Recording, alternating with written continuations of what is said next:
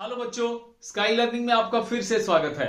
तो बच्चों, आज हम करेंगे जेई 2021 का एक क्वेश्चन जो कि 21 फरवरी को आया था और बहुत ही अच्छा क्वेश्चन है बच्चों। इसमें आपको ग्रेविटेशनल फील्ड के बारे में पता चलेगा और उसके बाद नेक्स्ट क्वेश्चन है हमारा ग्राफ के ऊपर बेस्ड, जो कि है जो 2020 के अंदर आया था और ये भी हमारा फील्ड का क्वेश्चन है बच्चों। तो शुरू करते हैं बच्चों। उससे पहले सबसे पहले हम बात करेंगे इस डायग्राम की। यहां पे क्या है, एक हमारे को रिंग दिया हुआ है और एक स्फीयर दिया हुआ है। ये दोनों एक दूसरे के सामने रखे हुए हैं और एक दूसरे से √8r के डिस्टेंस पे हैं और एक दूसरे को ये अट्रैक्ट कर रहे हैं बच्चों। जो रिंग है ना, उसका जो प्लेन है, यहां मेंशन है the plane of the ring perpendicular to the line joining of the centre. अब बच्चों, इसको हम लोग ना रियल लाइफ में समझते हैं। ये है कैसे, जैसे मेरे पास एक ये बॉल है, ठीक है। अब इस बॉल के अंदर क्या है, ये एक स्फीयर है, ठीक है। बॉल के अंदर क्या है, बॉल खाली है अंदर से, होलो स्फीयर है।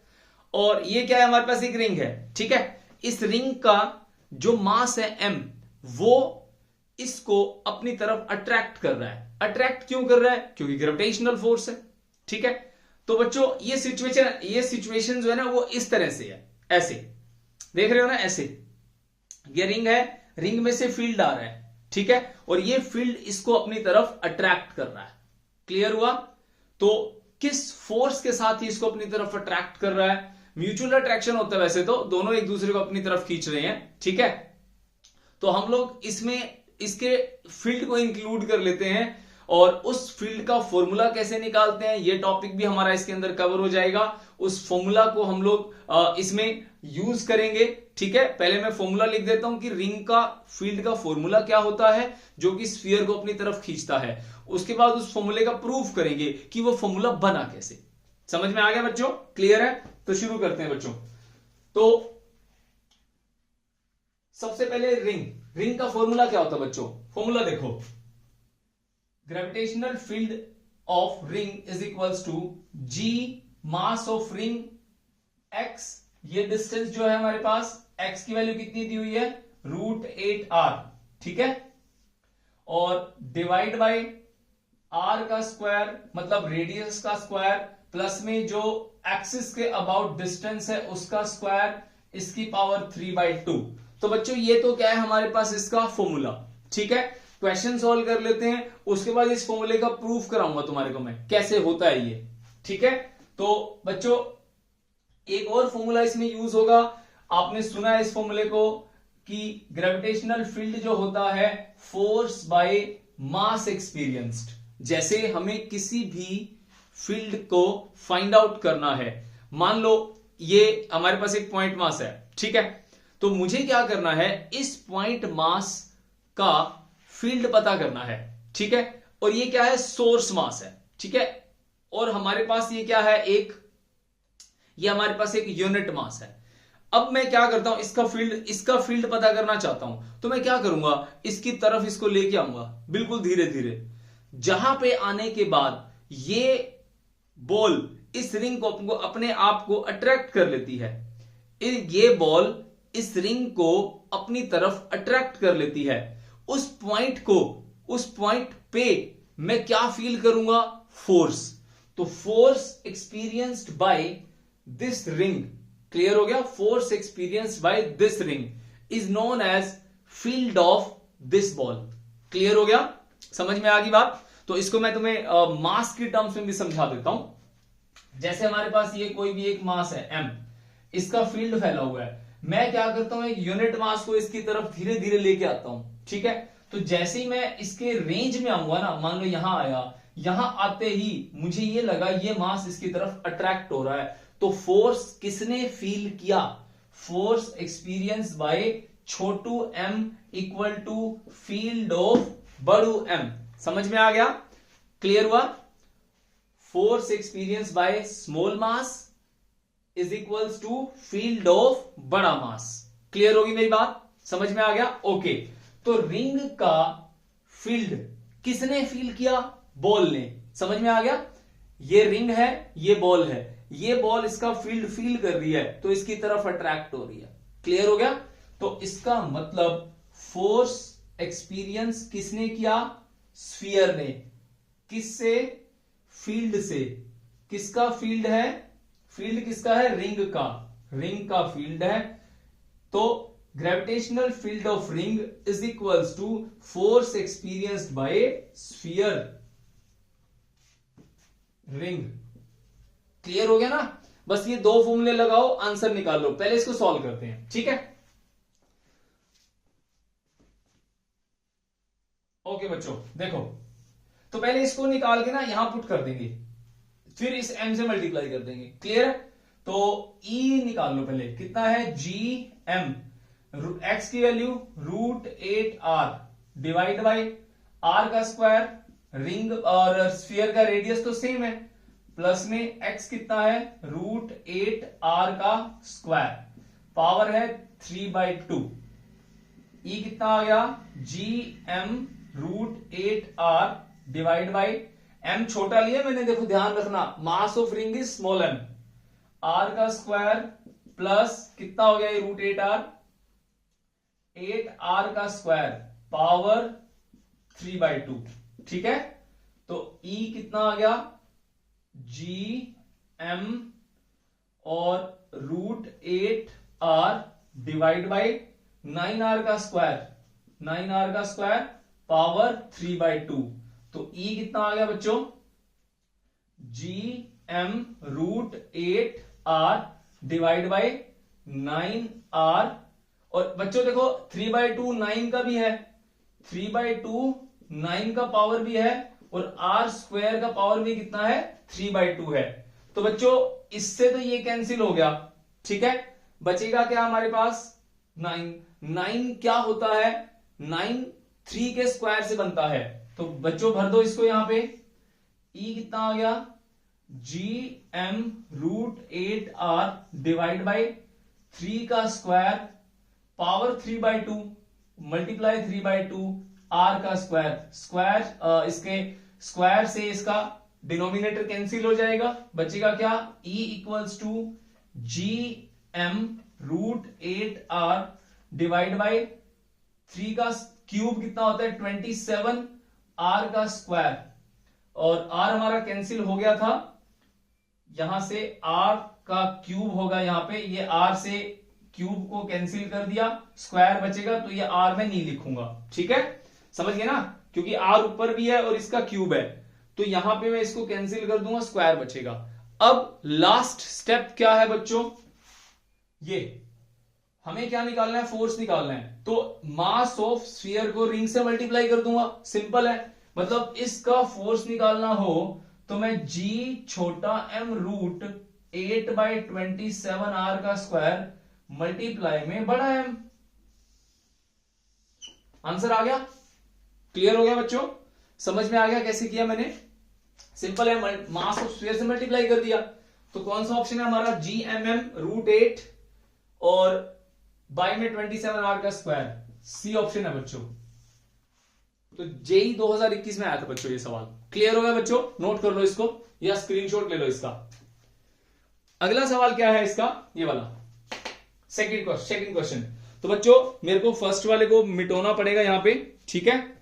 इसको रब करूंगा ताकि मैं इसको लिख पाऊं, कर पाऊं।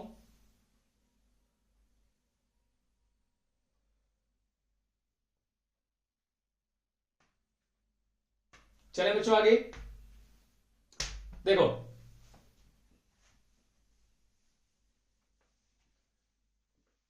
तो फील्ड का कॉन्सेप्ट क्लियर हो गया ना बच्चों? प्रूफ अभी कराऊंगा मैं इसका, डोंट वरी, प्रूफ भी कराऊंगा। पहले एक बार क्वेश्चन खत्म कर लूं। तो बच्चों क्वेश्चन नंबर 11 ये तो हो गया हमारा।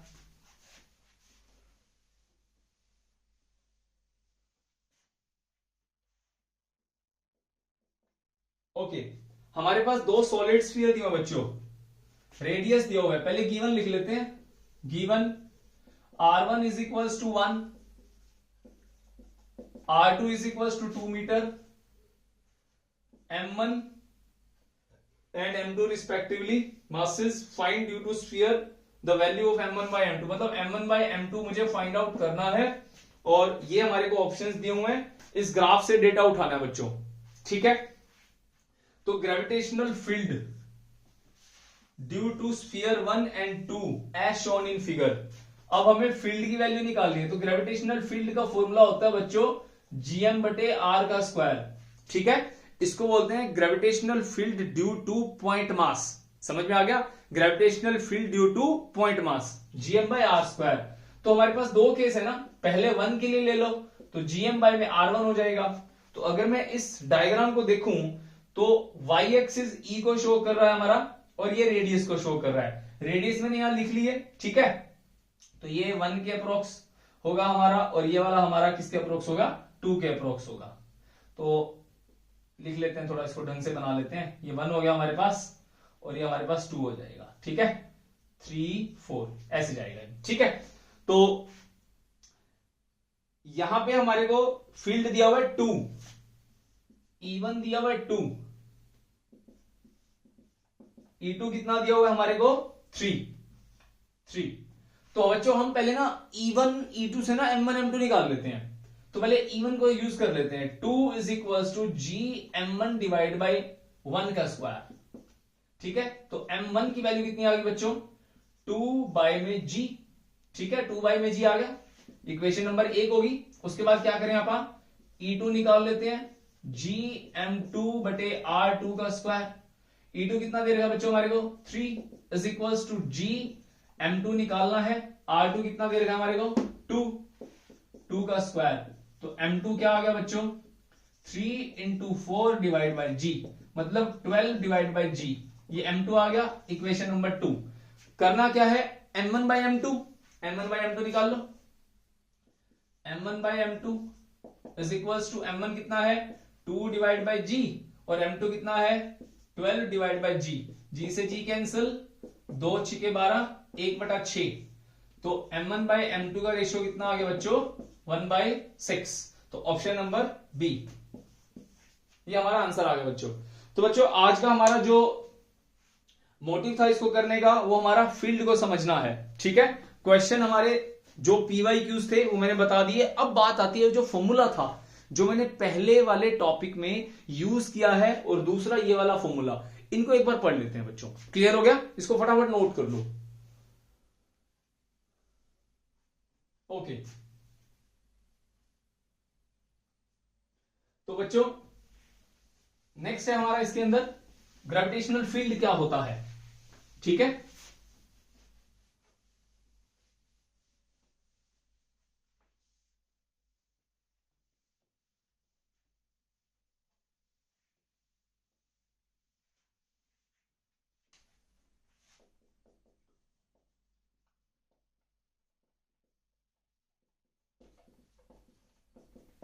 ग्रेविटेशनल फील्ड होता है बच्चों ई, ठीक है। ई से रिप्रेजेंट करते हैं।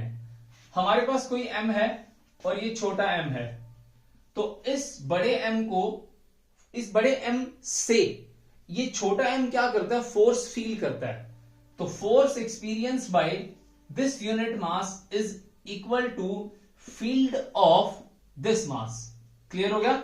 Force experienced by unit mass equal to field of this mass.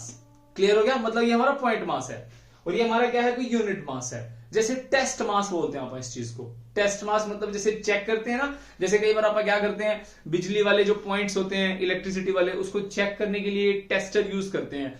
Tester को लगाया, अगर वो इंडिकेशन आ गया तो इसका मतलब क्या है? आप उस वायर में करंट है, नहीं तो अगर उसमें बल्ब नहीं जला तो उसमें करंट नहीं है। सेम यहां पे ये है, अगर इसको फोर्स फील हुआ तो सामने कोई फील्ड है, कोई मास पड़ा है जो इसको खींच रहा है। अगर नहीं हो रहा तो कुछ भी नहीं है। क्लियर है? ओके।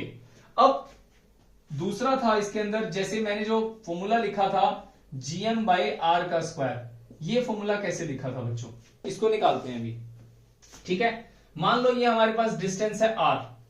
अब देखो, इसको बोलते हैं gravitational field due to point mass. Topic का नाम है ये point mass, field due to point मास। अब देखो बच्चों, अगर मैं सेम डायग्राम में मैं तुमसे पूछूं ग्रेविटेशनल फोर्स कितना है, F equals to G M1 M2 बटे आर का स्क्वायर। क्लियर है? तो मैं इस फॉर्मूले को यूज करता हूं। इक्वेशन नंबर 1 मान लो, तो इसमें ग्रेविटेशनल फील्ड क्या है, force by mass. Equation number 2, अगर मैं 1 को 2 में पुट करने को बोलूं तो कर दोगे, पुट 1 in 2, तो फील्ड कितना आ गया, F की जगह लिखो GMM divide by M R का स्क्वायर, M से M कैंसिल हो गया, GM बटे R का स्क्वायर। कोई भी पॉइंट मास हो आप ये लगा सकते हो। अब बात आती है आगे हमारे रिंग वाले क्वेश्चन की। जो रिंग है वो है एक बॉडी, तो बॉडी के ऊपर फॉर्मूलाज कैसे लगते हैं, ठीक है बच्चों। तो वो जो हमने रिजल्ट लिखा था वो कैसे आया, मेरा मेन मोटिव यही है उसको करवाने का, इस टॉपिक को, ठीक है। ओके बच्चों, नेक्स्ट है इसके अंदर gravitational field due to ring.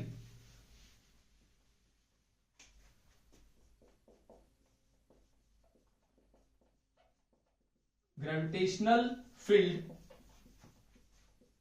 Due to ring, mass इसका m ले लेते हैं और रेडियस इसका r ले लेते हैं। रिंग बना लिया बच्चों, ठीक है। रिंग के कारण ये इसका एक्सिस है, ये कोई p पॉइंट है, हमें यहां पे क्या करना है, फील्ड पता करना है, जो कि यहां से x दूरी पे है, और ये कितना हमारे पास इसका रेडियस है r, मास है m मास यहां लिख लेते हैं। तो बच्चों यहां पे अब देखो रिंग अंदर से तो खाली होता है, जैसे ये है, ठीक है, अंदर से तो खोखला है, इसका मास कहां पे डिस्ट्रीब्यूटेड है, सरफेस के ऊपर। तो हम क्या करते हैं, वही पुराना तरीका कि सबसे पहले हमें जो फॉर्मूला है वो लगाना है फील्ड के लिए, ये वाला। अब ये वैलिड है किसके लिए, हमारा पॉइंट मास के लिए। ये क्या है, एक बॉडी है, पॉइंट मास तो ये होता है, ये पॉइंट मास है हमारे पास, ये पॉइंट मास है, बट ये पॉइंट मास नहीं है। तो आप क्या करो, इसका यहां से एक छोटा सा एलिमेंट काट लो, ये वाला, ये एलिमेंट, क्लियर है। तो ये एलिमेंट काट लिया बच्चों, इस एलिमेंट का नाम रख दिया डीएम, यहां पे रख दिया टेस्ट मास। इस टेस्ट मास को ये क्या करेगा, ये इसको अपनी तरफ खींचेगा, डीई अट्रैक्ट करेगा, ये एंगल है थीटा, ठीक है। तो इसका एक ये कंपोनेंट बन जाएगा, क्योंकि कोई भी वेक्टर क्वांटिटी अगर किसी एंगल पे होती है, जैसे मान लो ये बॉडी है, इसका ये फोर्स है F, ये एंगल है थीटा, तो ये क्या हो जाएगा F cos थीटा, ये क्या हो जाएगा F sin थीटा। समझ में आ गया। सेम थीटा के साथ क्या हो गया हमारे पास, DE cos थीटा, और ऊपर की तरफ क्या लगेगा, DE sin थीटा, इसका DE यहां जा रहा है। अब देखो एक कंपोनेंट यहां काटा था, मतलब एक मास यहां काटा था डीएम, यहां भी काटूंगा, यहां भी काटूंगा, यहां भी काटूंगा, तो इसमें से मैंने मान लो 4 जगह से काट लिए। अब सोच के देखो ना, टुकड़े कितने हैं, इनफाइनाइट। तो इनफाइनाइट तरह से ऐसे खींचेगा इसको, इसकी जो शेप बनती है ना, मैं तुम्हें बना के दिखाता हूं इसकी शेप कैसी बनेगी।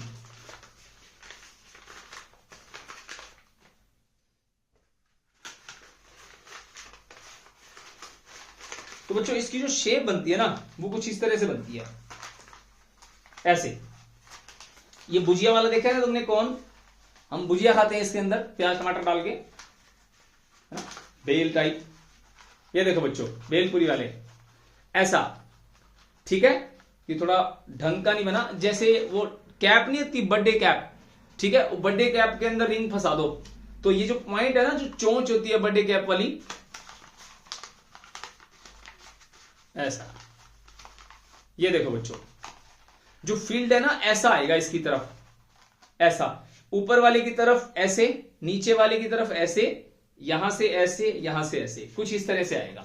रिंग में से फील्ड ऐसे बनता है, समझ में आ गया। तो फील्ड कहां आ रहा है, सेंटर की तरफ आ रहा है।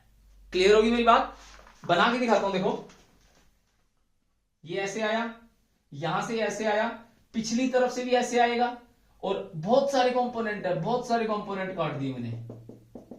तो सोच के देखो ना, यहां से ऐसे आ रहा है। क्लियर हुआ, समझ में आई मेरी बात। ओके, तो इसमें जो DE sin थीटा है, इसके कंपोनेंट जो बनते हैं, अब मैंने तुम्हें 2 कंपोनेंट काटे हैं, मतलब ये वाला कंपोनेंट DE sin थीटा नीचे की तरफ, DE यहां की तरफ, DE cos थीटा सेंटर की तरफ, टुवर्ड्स द सेंटर। अब इसमें इनफाइनाइट टुकड़े काटे हैं, तो इनफाइनाइट DE sin थीटा एक दूसरे के क्या होंगे, इक्वल एंड अपोजिट, ठीक है। इसकी शक्ल पता कैसी बनेगी, जैसे वो बोतल साफ करने वाला ब्रश नहीं होता, ऐसे वायर होती है, उसके ऊपर इस तरह से ऐसे बना होता है, फाइबर लगे होते हैं चोंच पे। जैसे यहां पे मान लो मैं यहां पे अगर, या आप किसी फ्लावर का एग्जांपल ले सकते हो, फ्लावर के जो पत्ते होते हैं, जो चारों तरफ उसके जो पत्ते निकले होते हैं ऐसे फैले होते हैं, स्टार जैसे बने होते हैं, सेम वैसा नीचे तक। तो ये सारे के सारे एक दूसरे को कैंसिल आउट करते हैं, इक्वल एंड अपोजिट होते हैं, तो डी साइन थीटा एक दूसरे को कैंसिल आउट करेगा। क्लियर हो गया? Net field will be towards the dE cos theta and towards the centre. तो dE equal to dE cos theta, ये हमारा नेट फील्ड आ गया बच्चों। क्लियर है? तो ई क्या होता है? जीएम बटे आर का स्क्वायर। डीई क्या हो जाएगा? डीई जी डीएम बटे किसका स्क्वायर? आर का स्क्वायर। अब डिस्टेंस हमारा ये होएगा ना, ये वाला डिस्टेंस। ये कितना है बच्चों? ये आर है, ये एक्स है, तो ये वाला डिस्टेंस हो जाएगा, पाइथागोरस लगा दो। ठीक है, तो डीई की वैल्यू कितनी आ गई? डीई की वैल्यू आ गई